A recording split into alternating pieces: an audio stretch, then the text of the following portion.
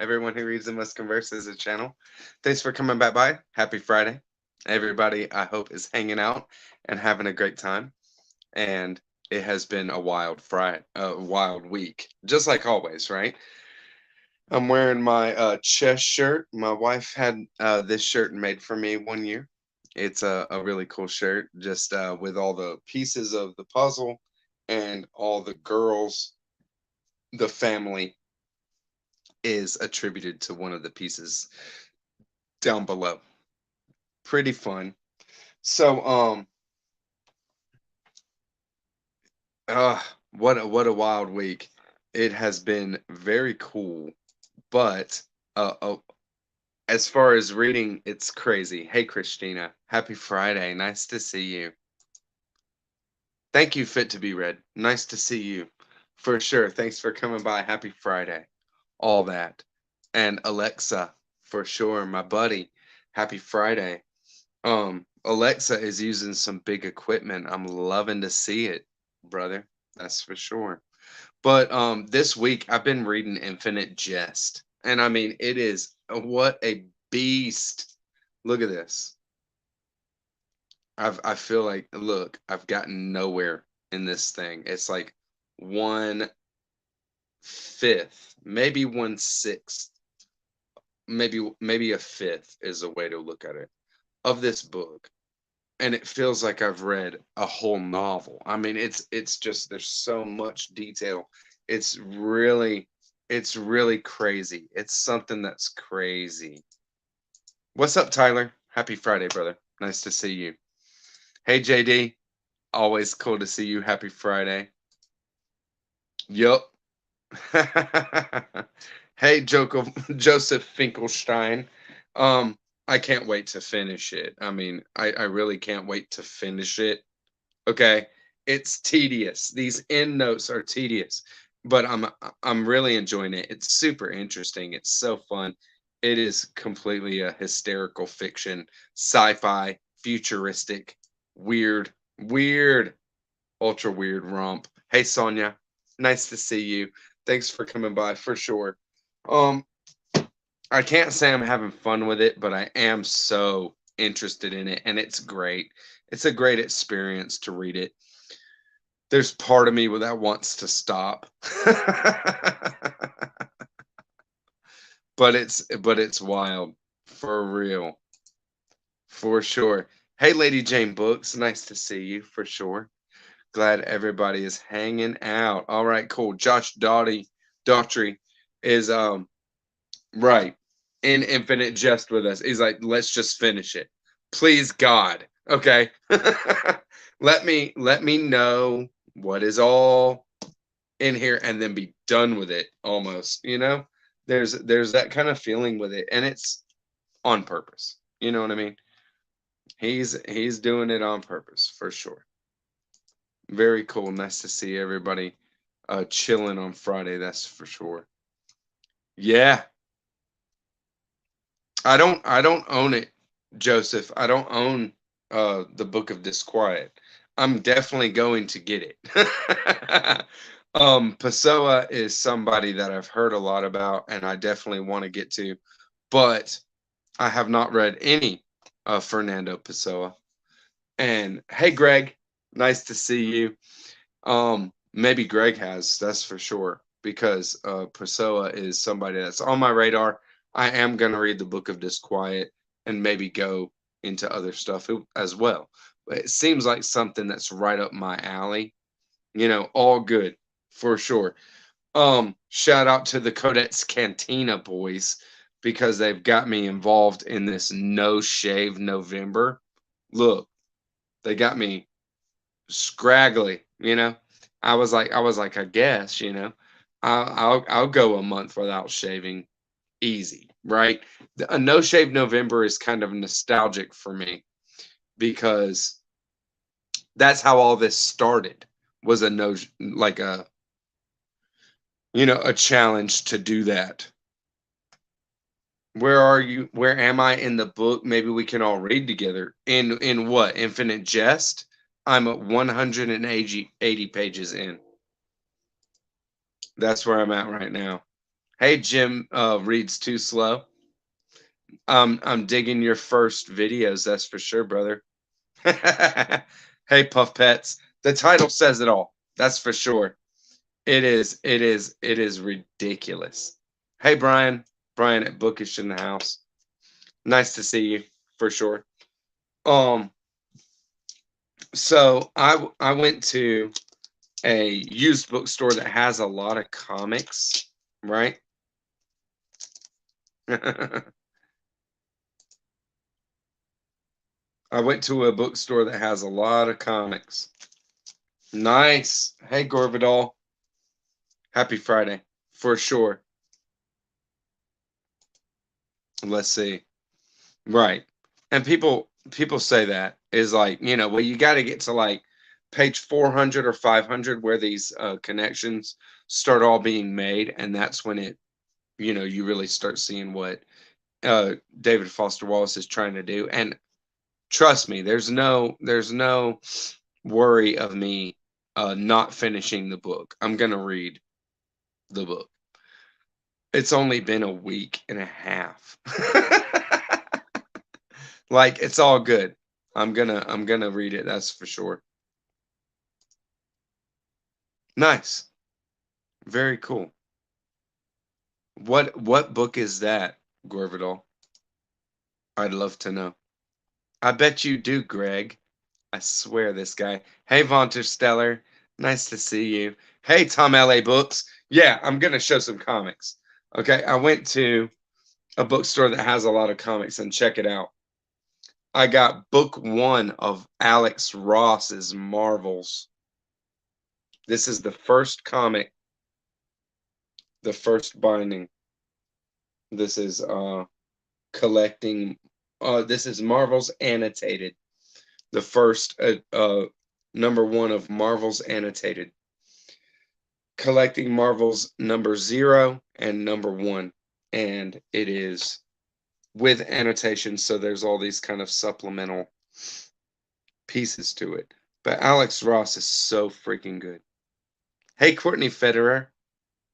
Happy Friday. For sure. Nice to see you. For sure. Nice. I don't have that Saramago. I'll definitely check it out. Okay, let me show you. Alex Ross was one of the most amazing artists in comics, period. Okay? I mean, and Marvels is the first thing that I came in contact with from Alex Ross. And it's like this he doesn't use any black lines. This is all about the Human Torch.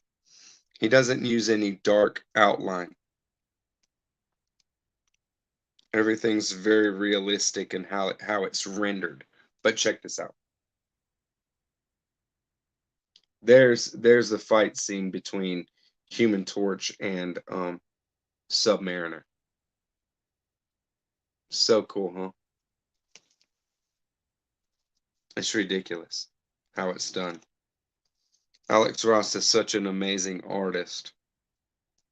So I was happy to get my hands on this. It was very, very cheap. It was nothing. $1. Just at a half price books. If half price books doesn't sell stuff, they just mark it down to nothing. Hey, Plagued by Visions. What's up, Jose? Nice to see you, for sure. For sure. Nice to see you. So I can never find a binding of the full Marvels. I would love to find a binding of the full collection, Alex Ross's Marvels. But I'll make do with finding the single bindings if I can, right? So that's very cool to be able to experience that again. A lot of times, especially with something like Marvels, I haven't been able to experience it again after the first time because I didn't buy it. I had just got it, borrowed it from a friend. Very cool. Very, very cool. Man, and see, Gorvidal, you know all about. I love Kingdom Come. I put out 2 videos exploring Kingdom Come just recently because it's so good. It's so unbelievably good. So Infinite Jest has really been just kind of wrecking wrecking me. It's wild. Alex Ross is the greatest, one of the greatest for sure. It's beautiful. Very cool, Lady Jane. Yeah, I tell you. Um when it comes down to used bookstores, we got the best around where I'm at. It's crazy. I uh I just go through the clearance section of this half price books, and I found a wonderful um copy that I can just read as I'm going along. It's a paperback, mass market style paperback of Absalom, Absalom. And I mean, the text is rendered in these just full blocks, you know? I mean, it's it's serious. But I can read this whenever I want. I can take this wherever I want. So, I grabbed this because when it comes down to it, I got to have more Faulkner. I love some Faulkner, and I can't wait until I can really say, feel like I got a feel for what Faulkner's doing. I love it. From what I've experienced so far, the Sound and the Fury and As I Lay Dying, wonderful books. Absalom, Absalom, and The Light in August will be my next, and that'll be very, very cool. Another one I found, I mean, right when I saw it, I'm like, well, I got to get it because I love critical thinking, this kind of idea, and going at being very critical about your own thinking, right? Being critical about thought and logic and how to go from one thing to a next, and not being um, kind of a slave to it. And I remember in a critical thinking class in college that Lincoln's speeches were always brought up as examples of this kind of thing. And I was like, well, that's pretty cool. That he was just willing to call out the the falsehood of what somebody else is asking and not even answer the question because it doesn't deserve it, that kind of thing. So I grabbed Lincoln's selected speeches and writings with an introduction by Gore Vidal. Thank you, brother. He is here. That's for sure. So I'll check them out as I feel like. I mean, I can't wait. There's there's everything you could want in here. The table of contents is extensive. Boom. 2, 3, 4, 5, 6. So, like 13 pages. The table of contents is. So, there's a lot to work through and a lot to get in contact with in here. That's for sure. Hey, Match. Nice to see you. Happy Friday. That's for sure. Nice to see ya. And then, uh, mm, so much tennis. There is so much tennis in Infinite Jest. Mm. If you want to read Infinite Jest, I really, really hope that you enjoy tennis. Like the game. It's ridiculous.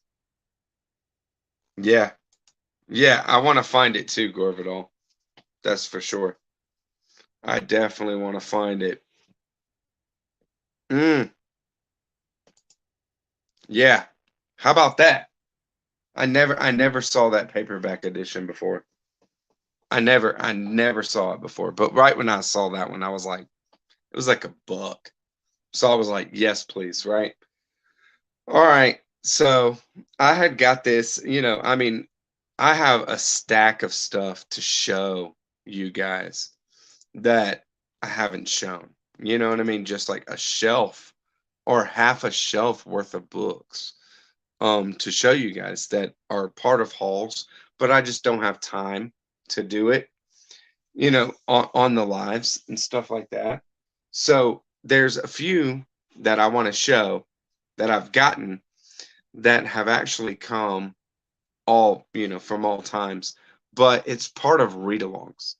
And this is different ideas that I've had and other booktubers have had.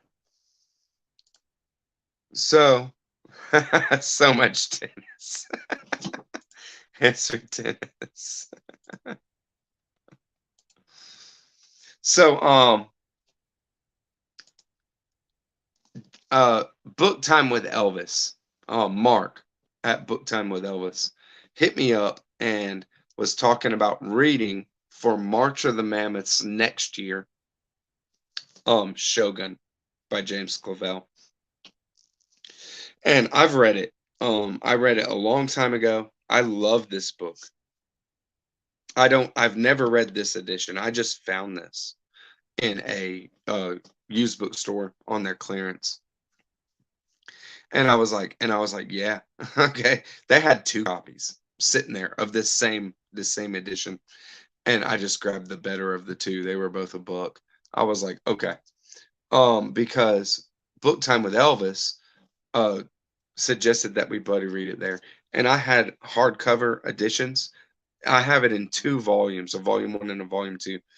And it's just awesome. But I'll just read, this will be easy to read whenever I feel like. So we're doing it. If you've never read this book, just consider maybe for March of next year, it's an event called March of the Mammoths where a lot of booktubers read um, big books over 700 pages. That's the criteria. This book has 1,210 pages in this edition. So, it's good. It's good. Go ahead and consider, because it's really, really good. A a ship that is circumnavigating the world from Spain or Portugal. I don't remember exactly where they're out of. Crash lands after going through the Pacific on Japan. Just kind of crash lands on Japanese island and are taken in by the Japanese culture, which is a feudal, the shogunate and samurais, uh, a feudal Japanese culture. So we have this clash of cultures, European and Japanese, which neither of them have any idea what the other culture even consists of. And it's great. It's great. So if you're interested at all, just think about it because it's really, really cool. Um Another one that is a read along that's coming up even sooner than that, because that's an event that goes on BookTube, and we just kind of thought of that. But another event that I'm putting on with Christy Louise at Dostoevsky in Space, and then also Victoria at A Hungry Bookworm. Yeah, there you go, baby. There you go, baby. That's what I'm talking about, guys. See, Gore Vidal and Greg knows what's up. Right when I see it, I buy it. Right when I see it, baby, I buy it. Yeah, very cool. So,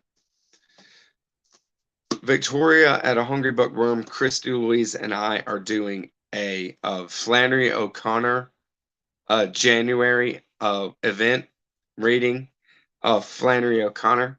You can take part in any way you want. There's so many different ways that you can jump into it based on even what we are doing as hosts. Like, Flannery O'Connor doesn't have that much work to draw on. 2 novels and a collection of short stories. That's it.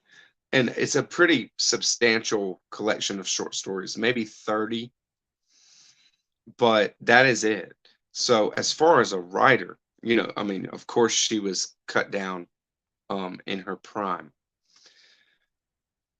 So we were thinking about focusing on Flannery O'Connor. It's called hashtag Flannery O January. It's gonna be great. And so my thing for Flannery O January is to read The Violent Bear It Away. And I picked this up because I'm gonna have a giveaway like leading up to it. If anybody wants to take part, you can hit me an email and I'll just give it to like the first person that that hits me. 3 by Flannery O'Connor. This has Wise Blood, her first novel. A Good Man is Hard to Find, which is the short story collection that was published during her lifetime. And then The Violent Bear It Away, which is her second novel and final novel. And that's the one that I will be doing a read along in with in January. It's awesome. It's awesome. I mean, like, it is like, imagine a short story as a ton of bricks. Okay? That is The Violent Bear It Away. The short story as a ton of bricks.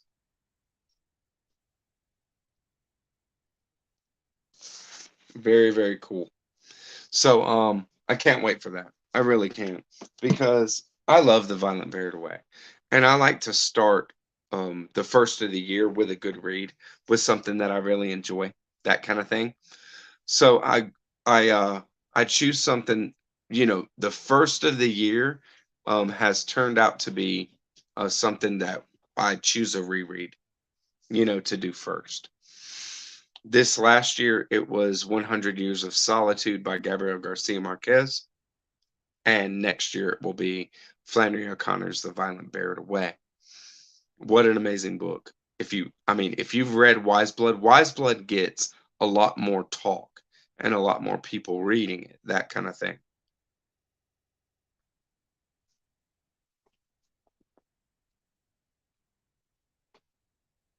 But The Violent Bear It Away is a much more mature novel. It's just really like, you'll see, she has more power than she had when she wrote Wise Blood. You're going to really, really love it. If you like Flannery O'Connor short stories, and maybe you've read Wise Blood and you're like, dude, this was cool, then you're gonna love The Violent Bear It Away. It's awesome.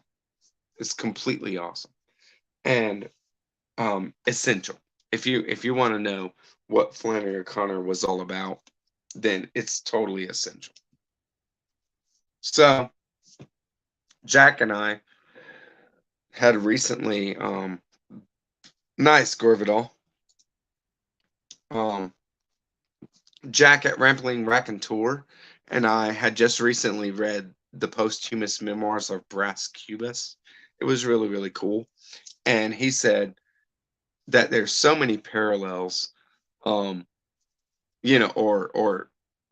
Machado de Assis is playing off of Tristram Shandy by Lawrence Stern, and playing off of that in the way that he's executing the posthumous memoirs of Brass Cubas.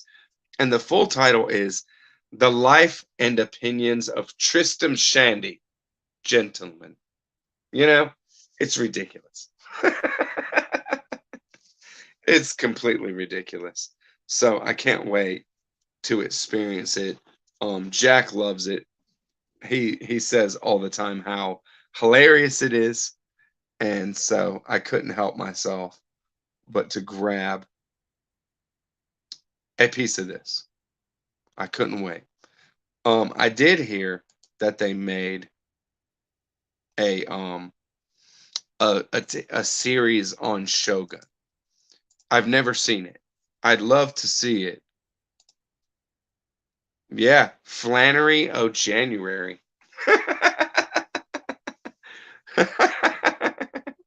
Flannery O January.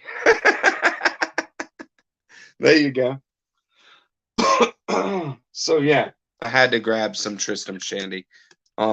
If my boy Jack is holding it as high as he does, because Posthumous Memoirs of Bras Cubus is just hilarious.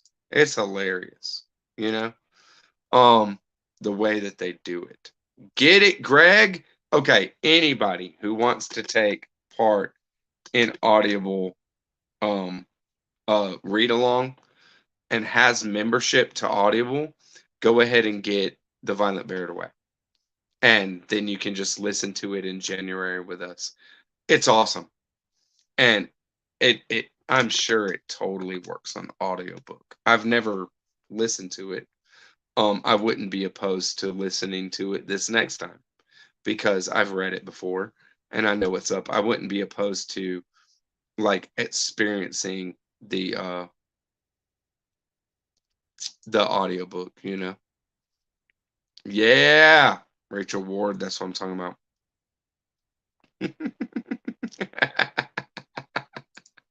Y'all are so funny, I swear. Yeah, we go for more than 800 on this channel, that's for sure. Very cool. Yes, very cool. Y'all are really making me happy tonight. There's been a lot of I think I'm gonna put out some content this week on Exhalation by Ted Chang because there's a new booktuber. The name of the channel is Rambling Reviewer.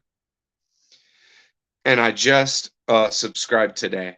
Rambling Reviewer is his name, and he's doing sci-fi for not for New Worlds November, like I am. I had already read The Demolished Man by Alfred Bester, and I'm gonna put some content out on the collection that he's reading because he's reading Exhalation by Ted Chang. And I did have the book right close. I don't know where I moved it. I moved it somewhere. But he's reading the short stories of the Exhalation collection by Ted Chang, and it's cool. I had a lot of thoughts, and I just was like, I don't know if I'm gonna make content on this, but now I'm inspired. I've heard him talk about it some more too. I've talked about it and thought through it a lot more since reading it, so I feel like I'm ready to make some content on that without just being, you know, I was kind of disappointed in it, but I had to really locate why I was disappointed in it.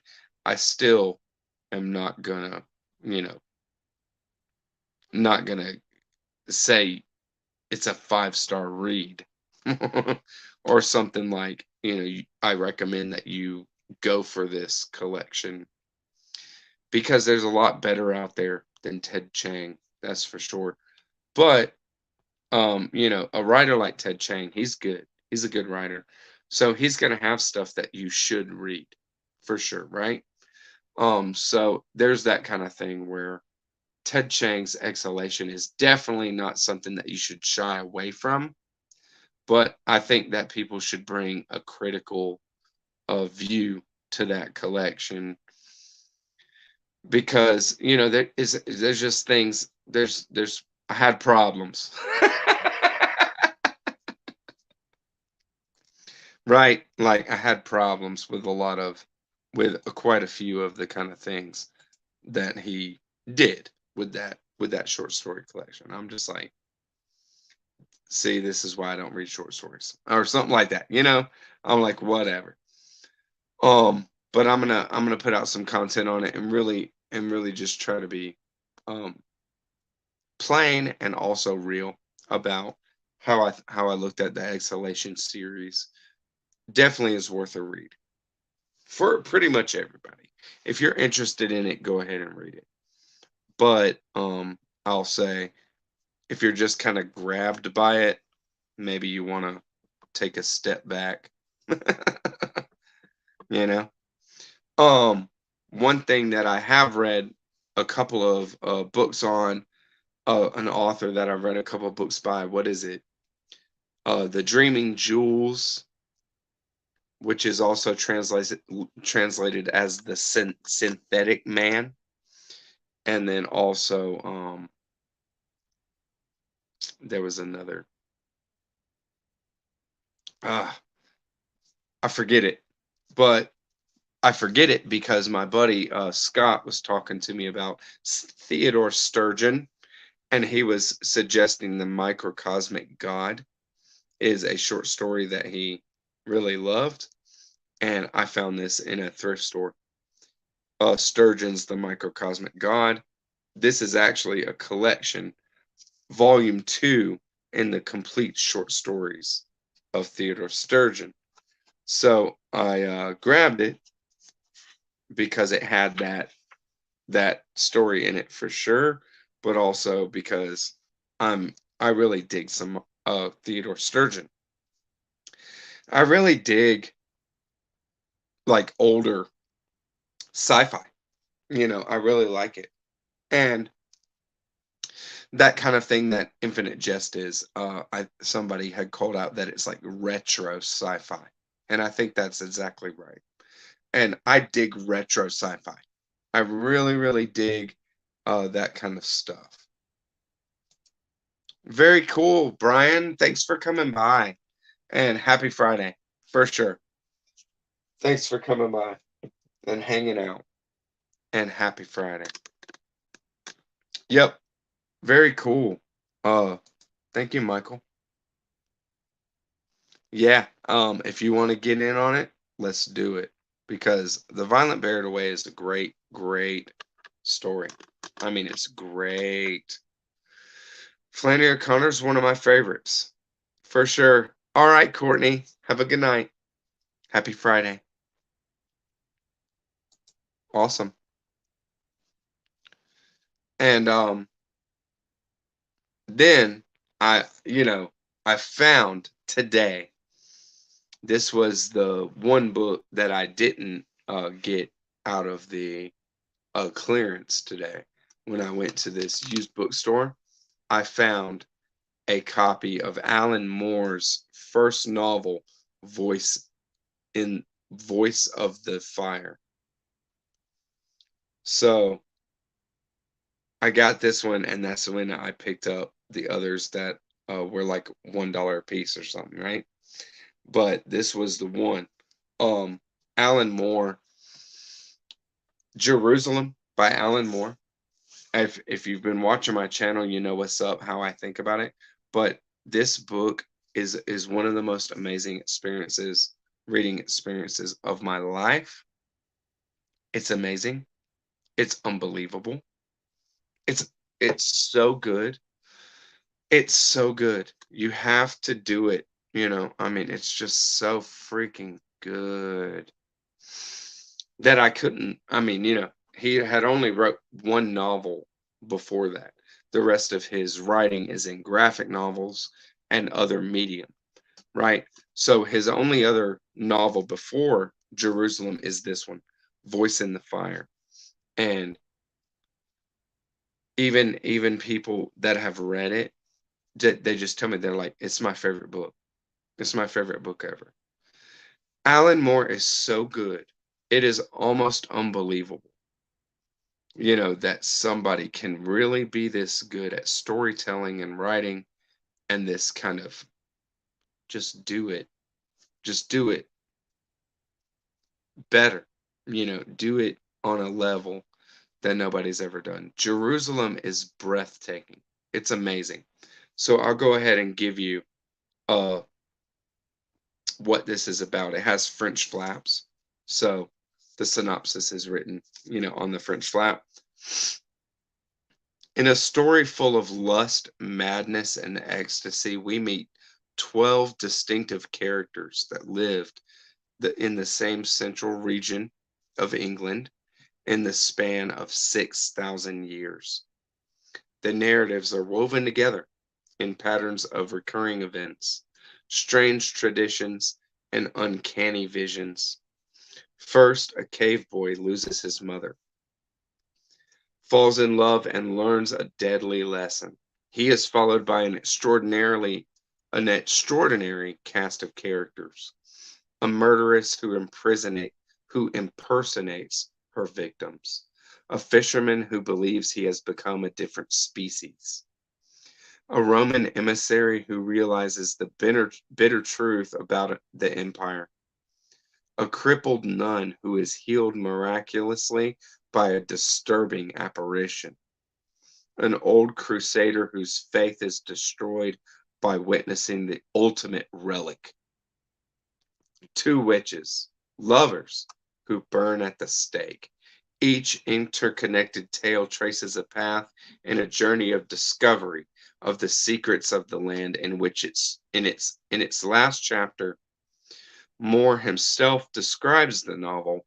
It is about the vital message that the stiff lips of the decapitated men still shape, the testament of black and spectral dogs written in piss across our bad dreams. It's about raising the dead to tell us what they know. It's a bridge, a crossing point, a worn spot in the curtain between our world and the underworld, between the mortar and the myth, fact and fiction, a threadbare gauze no thicker than a page. It's about a powerful gossamer of witches and their magical revision of the texts we live in. None of this is speakable. Really. um, like I said, those that have read it has told me how awesome it is, how just unbelievably awesome it is. And also, uh, more than one said, this is my favorite book. Period. My favorite book of all time. It's unbelievable to say that, right? Alan Moore. Who's Alan Moore? He hadn't written much anything. He's not sorry. He's not part of like literature and somebody people talk about outside of graphic novels, The Watchmen, V for Vendetta, um, A League of Extraordinary Gentlemen, this kind of thing. But all of those that I listed right there have been made into movies. All of them, right? Every single one of them have been made into movies. And so his storytelling ability is on point, and not just on point. His storytelling ability is some of the greatest, grandest that I've ever experienced myself in reading. I mean it. Jerusalem, I love this book. It's amazing. And so Voices of the Fire is the way to go for me, because I'm going to check out what he was like, his novel that he wrote before Jerusalem. Now he did graphic novels and other things all in between writing these novels and while he was writing these novels. Jerusalem is a huge undertaking. So I can't imagine what it would be like to write something that big and that all encompassing. But I will read anything, from what I've read of Alan Moore's stuff. I will read anything Alan Moore has done. I'm going to read it all. I'm going to do it all. Alan Moore is totally one of my favorite authors that has ever been writing. It's just amazing. I love his stuff. The graphic novel stuff that I've read, I love. But the novel of Jerusalem, which is, it's three novels. And it really works as three separate books, but they can't stand alone. They can't at all stand alone. So it's not right to put them out in three books. Alan Moore wrote one giant novel and wrote it in three modes, three kind of perspectives, and it's great. It's beyond great. I think it's better than Infinite Jest, let me tell you. And I've only read, 180 pages of Infinite Jest, but Infinite Jest is something that is on its own level as well. You can't compare things that are really like in their own league, in their own realm. Right.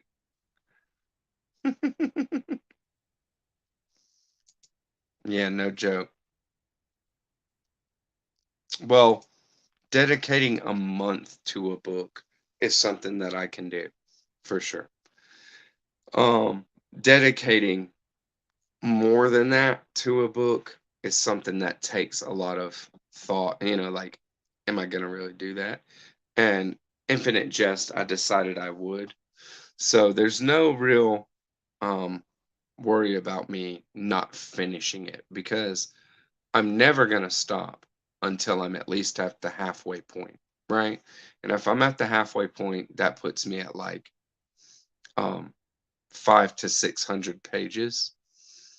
And by that point, everybody is saying, "Hey, this is where connections start being made, and and everything starts building even more." So I have no worries. I'm gonna get there. I'm gonna do it.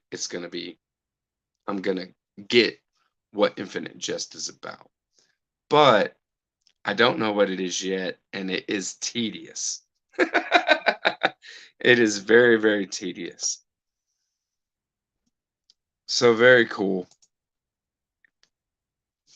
Another that I got that I wanted to show, just the last one that I'm going to show tonight, is a short story collection. Jeffrey Eugenides.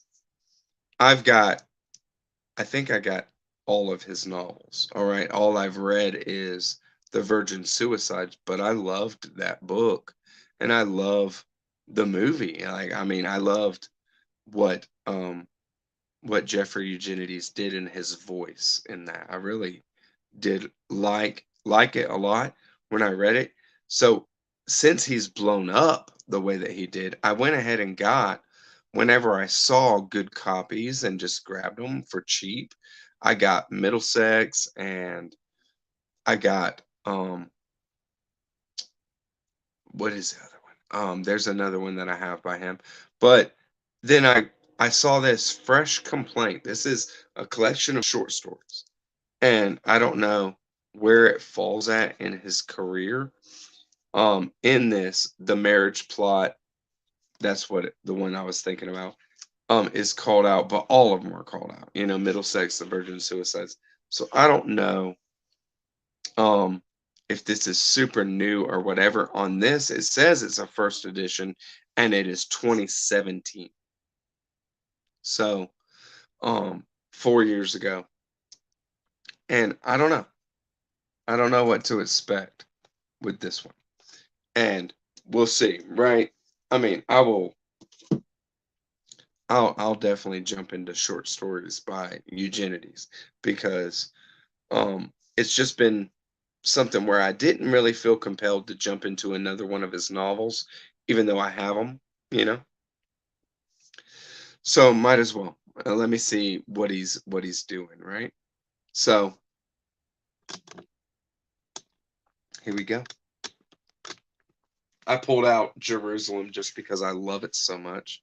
But back here is the Macrocosmic God by Theodore Sturgeon, a collection of his short stories.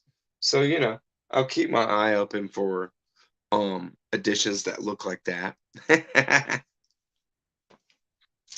Then I might have all of Theodore Sturgeon's stories one day. I really do enjoy his stuff, for sure. So, there we go. The Jerusalem Macrocosmic God. Shogun's gonna be fun. We're gonna have a great time coming up, that's for sure. So next year, I really do hope to depart from the big books. It's ran its course. It's been a year. It's been really, really successful. It'll be ultimately successful if I finish Infinite Jest, on time, right, by the end of the year. And then that's it. I mean, then I can really be rest assured that I don't have a lot of these big, big books that are sitting on my shelves that I want to read, and I can just go for whatever.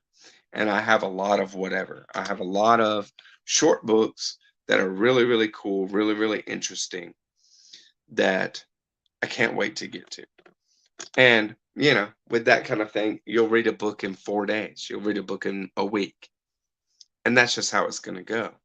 So next year, I hope to have a lot of really fun content, but it might be, all over the place because I read all kinds of different stuff.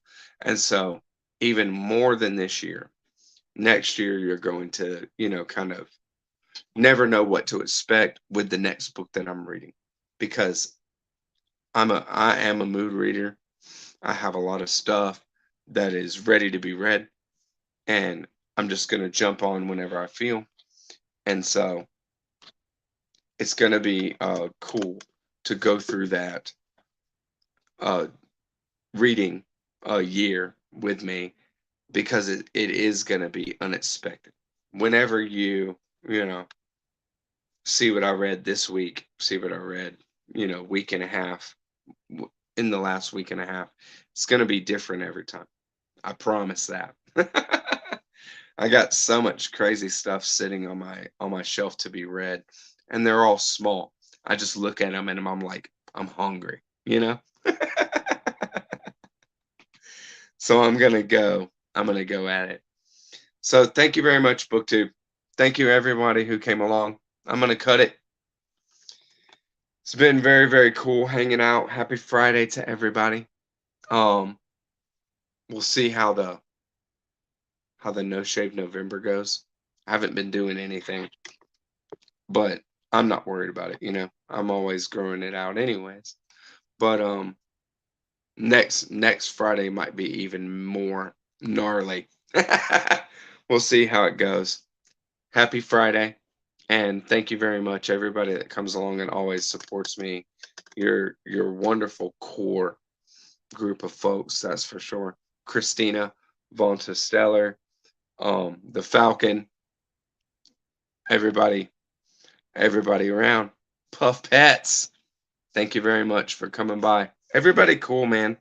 I have a very cool group, support group, and core group, just people that really feel what I do. So nice to see y'all. Catch you next time.